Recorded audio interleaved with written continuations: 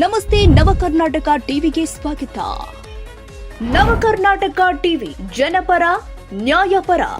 ನೀವಿನ್ನ ನಮ್ಮ channel subscribe ಮಾಡಿಲ್ಲ ಅಂದ್ರೆ ಈ ಕೂಡಲೇ ಲೈಕ್ ಮಾಡಿ, ಶೇರ್ ಮಾಡಿ, ಸಬ್ಸ್ಕ್ರೈಬ್ ಮಾಡಿ, ತಪ್ಪದೆ ಬೆಲ್ ಐಕಾನ್ ಕ್ಲಿಕ್ ಮಾಡಿ. ಪರಿಸರ ಸಂರಕ್ಷಣೆ ಪ್ರತಿಯೊಬ್ಬರ ಜವಾಬ್ದಾರಿಯಾಗಿದೆ. ಪ್ರತಿಯೊಬ್ಬರು ಕೂಡ ಗಿಡ ಮರಗಳನ್ನು ಬೆಳೆಸಬೇಕು ಅಂತ ಗೊಲ್ಲಹಳ್ಳಿ ಮಠದ ಶ್ರೀ ವಿಭಾವ ವಿದ್ಯಾಶಂಕರ ದೇಶಿಕೇಂದ್ರ ಮಹಾಸ್ವಾಮಿಗಳು ಹೇಳಿದ್ದಾರೆ. ಗುಬ್ಬಿ ತಾಲೂಕಿನ ಕೋಡಿನಾಗಿನಹಳ್ಳಿ ಗ್ರಾಮದ ನಮ್ಮೂರ ಸರ್ಕಾರಿ ಹಿರಿಯ ಪ್ರಾಥಮಿಕ ಪಾಠಶಾಲೆಯಲ್ಲಿ ಶುಕ್ರವಾರ ಹಮ್ಮಿಕೊಂಡಿದ್ದ ವಿಶ್ವ ಪರಿಸರ ದಿನಾಚರಣೆಯನ್ನು ಉದ್ಘಾಟಿಸಿ ಮಾತನಾಡಿದರು. ಇತ್ತೀಚಿನ ದಿನಗಳಲ್ಲಿ ಪರಿಸರ ನಾಶವಾಗ್ತಾ ಇದೆ. ಪ್ರಕೃತಿ ಸಂರಕ್ಷಿಸುವುದು ಪ್ರತಿಯೊಬ್ಬ ನಾಗರಿಕನ ಜವಾಬ್ದಾರಿ. ಸ್ವಚ್ಛ ಗಾಳಿ, ನೀರು ಮತ್ತು ಆರೋಗ್ಯಕರ ಭೂಮಿಯನ್ನ ಮುಂದಿನ ಪೀಳಿಗೆಗೆ ಉಳಿಸುವುದು ನಮ್ಮೆಲ್ಲರ ಜವಾಬ್ದಾರಿಯಾಗಿದೆ.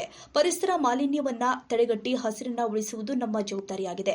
ನಮ್ಮ ಸುತ್ತಮುತ್ತಲಿನ ಪರಿಸರವನ್ನ ಕಾಪಾಡಬೇಕು. ಹೆಚ್ಚು ಗಿಡ ಮರಗಳನ್ನು ಬೆಳೆಸುವುದರಿಂದ ಪರಿಸರ ಸಮತೋಲನ ಕಾಪಾಡಬಹುದು. ಜೊತೆಗೆ ಶುದ್ಧ ಪರಿಸರದ ಗಾಳಿ ಇರೋದ್ರಿಂದ ಮನುಷ್ಯನಿಗೆ ಯಾವುದೇ ರೋಗಗಳು ಹರಡುವುದಿಲ್ಲ, ಶುದ್ಧವಾಗಿರುತ್ತೆ ಎಂದ ಅವರು, ಮಕ್ಕಳಿಗೆ ಉತ್ತಮ ಶಿಕ್ಷಣ ನೀಡಿ, ಮಕ್ಕಳಿಗಾಗಿ ಆಸ್ತಿ ಬೇಡ, ಮಕ್ಕಳನ್ನ ವಿದ್ಯಾವಂತರಾಗಿ ಮಾಡಿ, ಮಕ್ಕಳಿಗೆ ಸಂಸ್ಕಾರ ಕಲಿಸಿ, ಗುರು ಹಿರಿಯರಿಗೆ ಗೌರವವನ್ನ ಕೊಡಬೇಕು ಎಂದಿದ್ದಾರೆ. ಪರಿಸರ ಎಲ್ಲ ಪ್ರಾಣಿಗಳಿಗೂ ಸಾಕಷ್ಟು ತನ್ನದೇ ಆದಂತಹ ಕೊಡುಗೆಯನ್ನು ನೀಡಿ ಗಾಳಿ, ಬೆಳಕು, ನೀರು, ಅನ್ನ, ಔಷಧ ಪ್ರತಿಯೊಂದನ್ನು ಈ ಪರಿಸರ ಕಲ್ಪಿಸಿದೆ. ಈ ಪರಿಸರಕ್ಕೆ ಏನನ್ನು ನೀಡಿದ್ವಿ ಅಂತ ಭಾವಿಸುತ್ತೆ. ಪರಿಸರ ನಮ್ಮಿಂದ ಏನನ್ನು ಯಾವತ್ತೂ ಬಯಸೇ ಇಲ್ಲ. ಅಂತಂದ್ರೂ ಕೂಡ ಇಷ್ಟನ್ನೆಲ್ಲ ನೀಡಿದ ಪರಿಸರಕ್ಕೆ ನಾವೇನು ಕೊಟ್ಟಿದ್ದೀವಿ? ಪರಿಸರ ಹಾಳು ಮಾಡಿದ್ದೀವಿ. ನಮ್ಮ ಪರಿಸರಕ್ಕೆ ಏನು ಕೊಡೋಕ್ಕಾಗೇ ಇಲ್ಲ. ನಾವು ಬಳಸುವಂತ ವೆಹಿಕಲ್ಗಳು ಪಂಚರ್ ಆದ್ರೆ ಪಂಚರ್ ಹಾಕಿ 10 ರೂಪಾಯಿ ತಗೊಂಡು ಪಂಚರ್ ಹಾಕ್ತೀನಿ. 10 mm ಗಾಳಿ ಇಡಲಿಕ್ಕೆ ಹಣ ತಗೋತಾನೆ. ಒಂದು ತಿಂಗಳಾಯ್ತಂದ್ರೆ ಕರೆಂಟ್ ಬಿಲ್ ನೋಡಿ ಬರ್ತಾರೆ, ನೀರು ಬಿಲ್ ನೋಡಿ ಬರ್ತಾರೆ, ಮನೆಗಳಿಗೆ ನೀರು ಹಚ್ಕೊಂಡೋದಕ್ಕೆ ಕರೆಂಟ್ ಬಿಲ್. ಈ ಪ್ರಕೃತಿ ಇಷ್ಟೆಲ್ಲ ಬೆಳಕು ಕೊಟ್ಟಿದೆ, ಇಷ್ಟೆಲ್ಲ ಗಾಳಿ ಕೊಟ್ಟಿದೆ, ಏನು ಕೊಟ್ಟಿದೆ? ಇಷ್ಟನ್ನ ಹಾಳಾಗದಂತೆ ಅದನ್ನು ವೃದ್ಧಿ ಮಾಡುವಂತಹ ಮನೋಭಾವನೆಯಿಂದ ಬೆಳೆಸ್ತೀವಿ. ದಿನನಿತ್ಯ ಪ್ರಕೃತಿ ವ್ಯತ್ಯಾಸ ಮಾಡಿದ್ರೆ ಸಾಕಷ್ಟು ತರ ನಮ್ಮ ಸ್ವಾರ್ಥಕ್ಕೋಸ್ಕರ, ನಮ್ಮ ಐಷಾರಾಮಿ ಜೀವನಕ್ಕೋಸ್ಕರ ಪರಿಸರವನ್ನು ಬಲಿಕೊಡ್ತಾ ಇರೋದಾಗಿದೆ. ಅಂತಹ ಪರಿಸ್ಥಿತಿ ಆಗಬಾರ್ದು. ಪರಿಸರವನ್ನು ಉಳಿಸಿ ಬೆಳೆಸುವಂತಹ ಮನೋಭಾವನೆಯನ್ನು ಬೆಳೆಸಿಕೊಳ್ಳುವ ಜೊತೆಗೆ ಮಕ್ಕಳಿಗೆ ಅದನ್ನು ಬೆಳೆಸಬೇಕು. ಪರಿಸರದ ಬಗ್ಗೆ ಕಾಳಜಿಯನ್ನು ಬೆಳೆಸಬೇಕು, ಸಂಸ್ಕಾರವಂತರನ್ನಾಗಿ ಮಾಡಬೇಕು. ಇಲೆಕ್ಟ್ರಿಕ್ ಮಂದಿಯವರು ಹೇಳದಂಗೆ ತಂದೆ ತಾಯಿಗಳನ್ನು ಸಾಕುವ ರೀತಿ, ತಂದೆ ತಾಯಿಗಳನ್ನು ಗೌರವಿಸುವಂತ ರೀತಿ ವಿದ್ಯಾಭ್ಯಾಸಕ್ಕೆ ಏನು ಕೊರತೆ ಇಲ್ಲ, ಸಂಸ್ಕಾರ ಕೊಡ್ತಾ ಇದೆ. ಸಂಸ್ಕಾರ ಅತಿ ಕೊರತೆ ಆಗಿದೆ. ಎಲ್ಲರೂ ತಂದೆ ತಾಯಿಗಳು ಇವತ್ತು ಯಾವುದೇ ತಂದೆ ತಾಯಿಗಳು ತಮ್ಮ ಮಕ್ಕಳನ್ನ ಪ್ರೀತಿಸ್ತೀವಿ.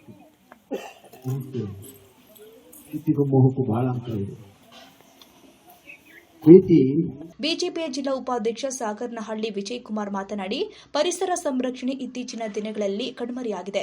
ಪರಿಸರವನ್ನು ಉಳಿಸಬೇಕಾದ್ರೆ ನಾವೆಲ್ಲರೂ ಕೂಡ ಗಿಡ ಮರಗಳನ್ನು ಬೆಳೆಸಬೇಕು. ಸರ್ಕಾರಿ ಶಾಲೆಗಳಲ್ಲಿ ಉತ್ತಮವಾಗಿ ಗಿಡ ಮರಗಳನ್ನು ಬೆಳೆಸುತ್ತಿದ್ದಾರೆ. ಇನ್ನು ಹೆಚ್ಚು ಗಿಡ ಮರಗಳನ್ನು ಬೆಳೆಸಬೇಕು. ಇದರಿಂದ ಶುದ್ಧವಾದ ಗಾಳಿ, ನೀರು, ತಂಪಾದ ವಾತಾವರಣ ಇರೋದ್ರಿಂದ ನಮ್ಮ ಪರಿಸರ ಚೆನ್ನಾಗಿರುತ್ತೆ. ಮಕ್ಕಳು ಆರೋಗ್ಯವಾಗಿ ಇರಲು ಸಹಕಾರಿಯಾಗುತ್ತೆ. ಪ್ರತಿಯೊಬ್ಬರು ಕೂಡ ಗಿಡ ಮರಗಳನ್ನು ಉಳಿಸಿ ಬೆಳೆಸಬೇಕು. ಉತ್ತಮ ಪರಿಸರದಿಂದ ಆರೋಗ್ಯ ವೃದ್ಧಿಯಾಗುತ್ತೆ. ಪರಿಸರ ಹಾಗೂ ಸ್ವಚ್ಛತೆಯ ಬಗ್ಗೆ, ಕಾಳಜಿ ಬಗ್ಗೆ ವಿದ್ಯಾರ್ಥಿಗಳಲ್ಲಿ ಜಾಗೃತಿ ಮೂಡಿಸಬೇಕು ಎಂದಿದ್ದಾರೆ. 8ನೇ ಕ್ಲಾಸು ಮತ್ತು 9ನೇ ಕ್ಲಾಸು ಶಾಲೆಯಲ್ಲಿ, ಹೈಸ್ಕೂಲ್ನಲ್ಲಿ ನಾವು ಜೊತೆ ಒಂದೇ ಬೆಂಚ್ ನಲ್ಲಿ ಓದ್ತಿದ್ವಿ. ಅಂದ್ರೆ ಸುಮಾರು 35-40 ವರ್ಷದಲ್ಲಿ ಯಾವ ರೀತಿ ಸ್ನೇಹಿತ ಇತ್ತು, 8ನೇ ತರಗತಿಯಲ್ಲಿ ನಾವು ಹೆಂಗ್ ಸ್ನೇಹಿತರಾಗಿದ್ವಿ, ಇವತ್ತಿನವರೆಗೂ ಕೂಡ ಬೆಳಗ್ಗೆ 6 ಗಂಟೆಗೆ ಹೊರಕೋಗಿ 7 ಗಂಟೆವರೆಗೂ ಜಗಳಾಡಿ ಮತ್ತೆ 7 ಗಂಟೆವರೆಗೂ ಮನೆಗೆ ಹೋಗಂತ. ಅವರ ತಾಯಿಯ ಸಾಕಿದಂಥದ್ದು ನಾವ್ ಯಾವುದೇ ಇರ್ತೀವಿ, ತಾಯಿ ಉತ್ತಮವಾಗಿ ಸಾಕಿದ್ರಿಂದ ಅವ್ರಿಗಿಂತ ಅವ್ರ ಶ್ರೀಮತಿನ ಹೆಚ್ಚಿಗೆ ಇದು ಹೋಗ್ಬೇಕಾಗುತ್ತೆ. ಯಾಕಂದ್ರೆ ಇವತ್ತು ನೋಡಿದ್ವಿ ನಾವು, ತಂದೆ ತಾಯಿ ಸಾಕಂತ ಸಂದರ್ಭದಲ್ಲಿ ಮಗನಿಗೆ ಎಷ್ಟು ಬೇಕಾದ್ರೆ ಆಸೆ ಇರುತ್ತೆ, ಆದ್ರೆ ಆ ಮನೆಯ ತಾಯಿ ಸ್ಪಂದಿಸ್ತೇನೆ ಅಂತದ್ದು ಸಾಕಷ್ಟು ನೋಡಿದ್ವಿ. ಹಾಗಾಗಿ ಅವರು ಇವತ್ತು ನಿಜಕ್ಕೂ ಕೂಡ ಮಾರ್ಗದರ್ಶಕರು, ಯಾವ ರೀತಿ ತಂದೆ ತಾಯಿಗಳು ಸಾಕ್ಬೇಕು ಅಂತ ಹೇಳಿ ಮಾರ್ಗದರ್ಶಕರು.